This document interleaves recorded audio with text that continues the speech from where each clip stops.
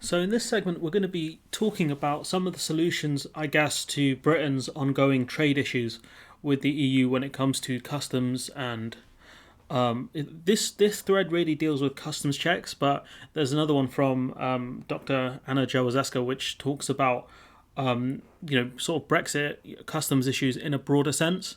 These two are experts in this regard. So generally, unless you're Michael Gove, you do listen to experts and understand what they're trying to say to you, because it's in your best interest generally to listen to people with expertise. So let's go into the tweet thread. So this guy here, Dimitri, I'm not going to attempt to pronounce his second name, says, on the one hand, experts warned for years about the impact of Brexit red tape on British issues. I would add that experts did warn, but the media, with this constant, necessity to have 50-50, we were told that, we won't have customs checks and we'll be, part of the single market, but we be able to do trade deals with other countries. So like the Miley Cyrus song, best of both worlds, all this stuff. And, I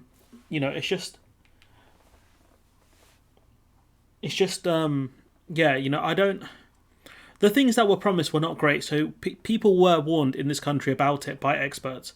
The government didn't warn us about it, which is something we'll talk about later.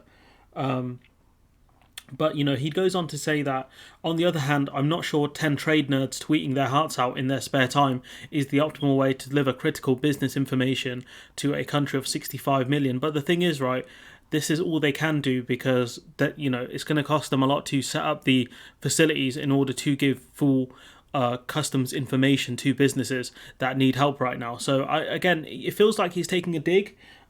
He's not, but it kind of feels like he's taking a dig at people. He talks about here the most followed person I cite a lot, Dr. Jaworska, and she's got 28,000 followers, which is a fair amount, but also the fact that, that's not going to, she's not most likely going to be followed by the people who actually need the help. Here he talks about other people, and the fact that they're only given 10 minutes during interview segments where they have to they're asked to combat the most insane statements by the government, which really doesn't help. So I get what he's trying to say here, which is that a lot more needs to be done in order to help people fix the customs issues. There is literally no substitute when a change this large occurs for two things. Talking about Brexit, obviously. A government communicating clearly, loudly, and emphatically on the need to prepare and offering general advice. But I would add to that, a government that explained clearly, far in advance of what changes are going to occur and what does that mean for people exporting for the country. So, for example, shellfish exporters, if you're in grade A waters, you're fine. If you're in grade B waters, it means that you have to have the fish purified, the shellfish purified, before you can export it. Okay, do we have purification facilities in the UK? Not massively. So what do you do in that situation? Do you rely on the private sector to build these things? No, because apparently it's not financially viable for the private sector to build these things in the UK en masse, for whatever reason that is. So does the government step in and fund these purification centres so these fishermen can continue exporting, or do you just cut your loss and say to people in advance that shellfish from grade B waters cannot be exported out of the UK unless these fishing companies manage to fund their own purification centres? That sort of stuff. If the government did things like that, things would have gone a lot smoother into the new year, but they didn't. And he also talks about a bespoke consultancy advice centre that can step in to do specifics, and he says the latter has to come from the private sector. I disagree with that. I think it can come from the public sector. I think the government could fund a company that could do something like this to give companies proper advice on what they would need.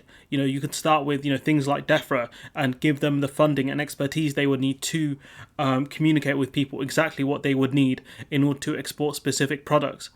So I don't think it has to come from the private sector. Of course, not to take a dig at this gentleman here, he does have his own company. So it would make sense for him to, want the private sector to deal with this thing, because it could mean potentially more money for him. But I get the general point he's making, which is that you need two things really for this thing to Brexit to go better. You needed a government that was going to loudly explain the situation very clearly to businesses in a sense that gives people time to prepare for the changes. And secondly, you need specific bespoke consultancy consultants to explain to exporters or importers exactly what they're going to need to do when it comes to importing / exporting goods. And this thread here from Dr. Joe Zaska is pretty great, to be honest, because we do learn a fair few things that I found fairly interesting. So she talks about, at the heart of this is one key thing, which is how do you communicate the scale of the new barriers to trade that are going to be introduced when for political reasons you are obliged to spin it as liberalisation. Do you remember Boris Johnson also said that there will be no non-tariff barriers? That means there will be no customs checks and veterinarian checks, etc. But then it was in Boris Johnson's best interest to lie about these things purely because there would have been massive outrage at the time. Because this went against what he promised. But then again, these checks are happening and I barely see any outrage apart from that Scottish fisherman who may or may not have voted for Brexit. I still don't know what he did. But, it goes against the government's, philosophy to explain to people what problems are going to happen in advance of them happening. The government just let them hit and then blame someone else or say no one else could have done it better. And then Keir Starmer's like, I don't think anyone could have done it better, not even me. So I found some of this stuff interesting where she talks about it's not that the UK government didn't realise what was coming. HMRC and DEFRA and other departments knew third-party country rules inside out. The thing is, DEFRA did give bad information to certain fishermen about exporting of shellfish, where they told one person, I've covered it before, that he would be okay to do it was a wholesale amount of, I think it was shellfish, and then DEFRA turned around and said to him a few weeks ago that no, you can't do this, even though he started getting the ball rolling. So I don't know how inside out DEFRA know the rules. But clearly he was that fisherman was misled. But we also know that George Eustace knew for a long time now about these shellfish rules, and he did write to people about them. So clearly he knew. I don't know about HMRC, but we'll take the doctor's word on that, because she's the expert in this regard. They've also got experts of their own when it comes to SPS and everything else. That's sanitary checks, etc. These departments were well aware of requirements such as rules of origins or health certificates. These are the things that are really tripping people up here. Not rules of origins as such, but health certificates, because they are, you need to get veterinarians in to check the products you're exporting, and that can take time and that can be expensive as well. But for some reason, whether it was a lack of communication, deliberate decision, or something else, that knowledge did not translate into a clear message from the UK. And the thing is, it was deliberate because Boris Johnson told people there would be no non-tariff barriers. So unless Boris Johnson did not know that there would be non-tariff barriers, it was clearly to mislead people. So, she's being very kind here. I am not. On the contrary, we've repeatedly heard senior politicians say things that made trade experts skin crawl, promises that were obviously impossible to fulfill, such as staying within the single market but doing our own trade deals, things like that. Blatant lies which go against the EU specific model. The EU has trade deals with other countries like Japan and Canada, but they still have customs checks. And that's what we have now, customs checks. There are, no tariffs as long as you don't fall outside of rules of origins, but there are still things like customs. So, these people, obviously the trade experts knew this. I didn't. Honestly, I didn't. And you could imagine when Boris Johnson says, don't worry, these things won't happen. And then you've got people saying this will happen, this will be very expensive. Who would you rather believe in that situation? The person that's telling you that, this is going to be very bad, be prepared, experts, people in the media, that were on the news, etc., or your Prime Minister. Who are you going to believe in that respect? Because these people backed him to the hilt. These people gave him Brexit. These people gave him a general election win in 2019. So were they naive for believing Boris Johnson? Absolutely. But let's not forget here that these departments knew the new rules and decided not to tell people. And Boris Johnson, further to that, decided to lie to people. Let's not forget that. Now, I don't understand what the relationship between departments such as HMRC and DEFRA and number 10 was like, but it's clear information was available. But there was another side to this, the need to get Brexit done to deliver, and that should not be underestimated. Boris Johnson won on a mandate of get Brexit done. And so that political need to get this thing over with, regardless of what the cost, was very high. So, that's an important point that she makes there. Delivering Brexit required momentum and spin, which was an inherent part of politics, because this is where the politics goes against the reality of the economics. That's what's happened here. And in order to get people to accept this lie, they had to spin the situation. They had to mislead people, because I think if people knew in 2019 what was going to happen, they may have been more, a bit more reluctant to vote Conservative. I don't know that for certain though. I could not tell you that for certain. But next year when we see things like border checks come in on our side, that's when the rubber's going to hit the road, and we're going to find out some interesting things. We will have a tariff and quota free deal, but you'll have to jump through hoops to use it. This is things about customs checks and agriculture products. You should see the amount of paperwork you'll need for agri products. We've talked about in the past how one fishing company needed 72 bits of paperwork. That Scottish fisherman company, I think it's about 30 odd pages of paperwork in order to get their products through. Not to mention, the expense of getting, contacting a customs agent, getting vet checks, etc. These were not mentioned. We were told no non-tariff barriers, and these are non-tariff barriers. And yet, while understandable, this approach was incredibly short-sighted, which it was, because that's what Boris Johnson's philosophy is: just get over the next line, forget about consequences. That's his philosophy. It always was going to lead to exactly where we are now: disappointment and mismanaged expectations, a dissonance between what was promised and reality. And you can make the argument that politicians lie. That's fair, but have politicians lied on this scale? I think the last one I remember would have been the Iraq War, before Brexit. And the thing is now, a lot of companies are disappointed because of the situation we're in that the government has caused. And so, that is the reality of the situation right now. I don't know how to fix it, because people are saying join the customs union and join the single market, etc. But I don't think those things are going to happen for a long time now. But, again, who knows? No one thought Brexit was going to happen, so who knows at this point.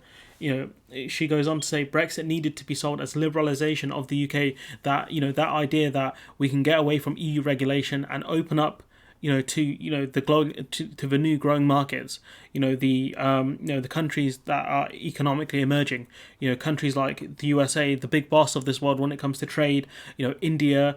Countries like China, we can start doing trade deals with these countries and really opening up, our export markets, which simply isn't happening right now. And I don't think those things are going to happen, not just because of the choices we made, but because of our falling relevance on the world stage. As part of the EU, you are part of a much bigger organisation, like the Justice League. Yeah, we weren't, the Batman or Superman, but as a part of the Justice League, you are greater than the sum of your parts. And the thing is, outside of the EU, we are not that great. We're still one of the top dons. We're still in, the G7, etc. But we are not the top of the G7, and we are falling out of relevance.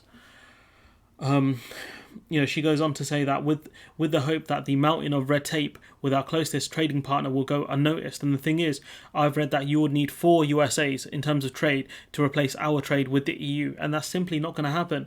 People thought that the EU weren't going to put up these barriers because it goes against their interests. But the thing is, the more you think about it, the more you realise that there are 27 countries within the EU, and that if they want to source products from elsewhere, they can do that far more easily than we could as one country within the world, with things like customs checks, etc. And, it does stand to reason that we were very naive and very stupid. I'll happily accept I was naive and stupid, because there were many things I didn't understand, and many things about the EU I still do not understand. But when it comes to the basics of trade, it's very clear that we were way, way better off inside the EU, and that, outside of the EU, we do not have the clout that we thought we had. We are not Superman, we are not Big Boss, and that's something that the UK has failed to realise, that we thought that the EU would not put these checks in place because we thought they would be pragmatic and do what was in their best economic interest. But what was in their best economic interest was protecting their market. Why? Because if they give us special access, the whole thing falls apart. And that's the thing we didn't realise. So the reality is that even if there are tangible benefits to be had, they will take time to materialise. There's people saying 50 years to materialise. I'm an old man. I'm be ancient. While the cost of red tape is here today, and I'd say that the gap is how Brexit will end up being perceived. By the time we join the CPTPP, which I think is the South Asia trade deal, or sign a deal with the US, businesses in the UK will know exactly how much the tariff-free quota-free deal with no new non-tariff barriers has cost them. And the thing is, even if we do get deals with these countries, even if we do sign a deal with the US, there will still be non-tariff barriers. They may still be things like quotas. So, it won't be the end-all and be-all. It won't be this glorious solution, this catch-all fam, this kryptonite to Superman. It won't be that great. So, I think it's pretty clear from this that we can gather that a lot more needs to be done to fix the UK's current situation right now when it comes to trade, and that simply isn't happening. And until the government finally realise the situation right now and set up the businesses and agencies that we need to help businesses cope with these new changes, we will still have these problems. Not to mention the fact that we are going to have problems with imports next year. If we don't have the customs agents and the vets we need for exports right now, what makes anyone think we're going to have enough for imports next year? Honestly. Anyways, I'm going to leave it there. Let me know what you think in the comments below. Like, comment, share, subscribe, and hopefully I'll see you in the next one.